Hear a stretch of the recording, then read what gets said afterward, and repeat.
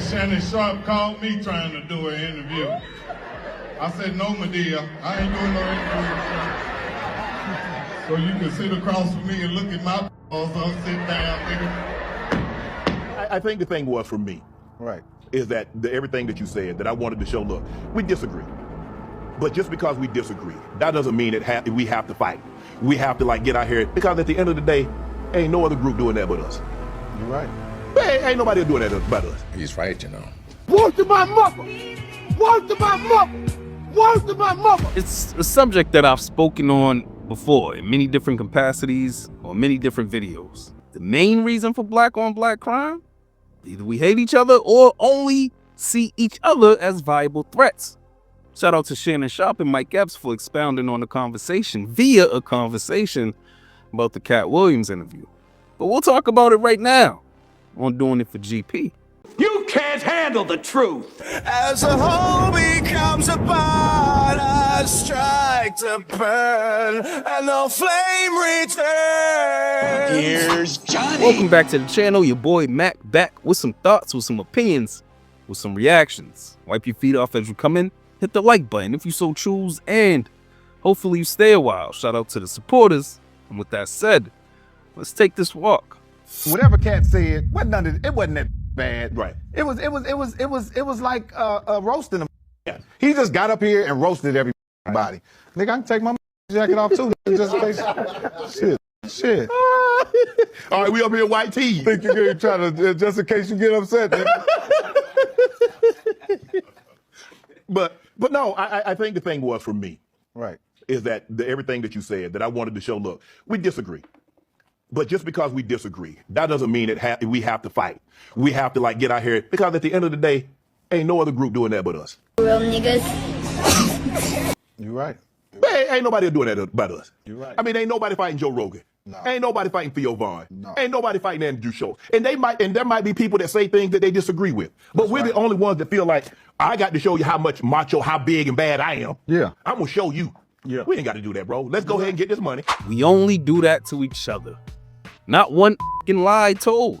But before I get into more specifics about the conversation as it pertains to Shannon Sharpe talking about we only do this to us and only see rage when it comes to us, I do think it's a bit of the cast iron calling the kettle black.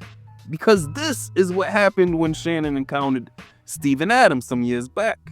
Mac clips.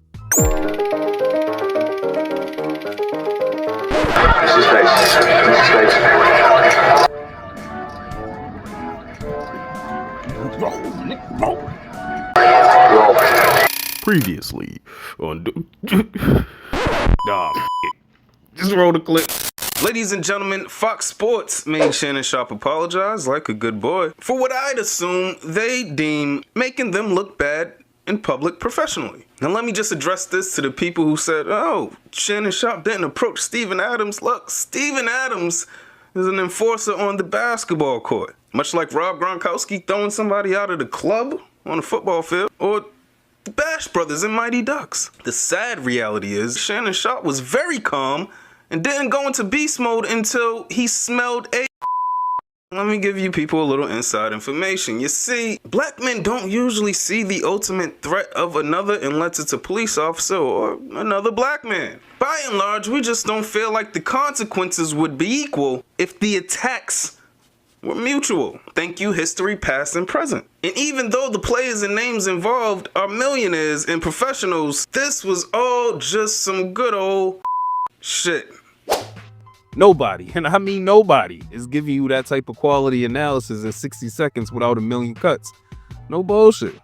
The realest in the room right now, hit that subscribe button. But I digress, because as you've seen, Shannon barely conjured up energy for Steven Adams. Not because Steven Adams is a big dude and there's stories of him knocking motherfuckers out, because Shannon's also a big dude with a lot of muscles. And no, there's no super tough guy stories about Steven Adams, aside from him setting a hard screen or hugging somebody. Shannon just felt a different type of energy, a different sense of proving ground when he saw another black dude talking shit and John Morant's pops. And our proving grounds, unfortunately, usually lead to violence. But Mike Epps was right about how visceral comedians reacted to Cat, and Shannon was right about the difference in reaction from black entertainers when black podcasters are mentioned versus others. There's a proximity, right? As far as culture goes, that makes us, and probably the same case for others. And it's not only what we watch, what we eat, activities we participate in, etc.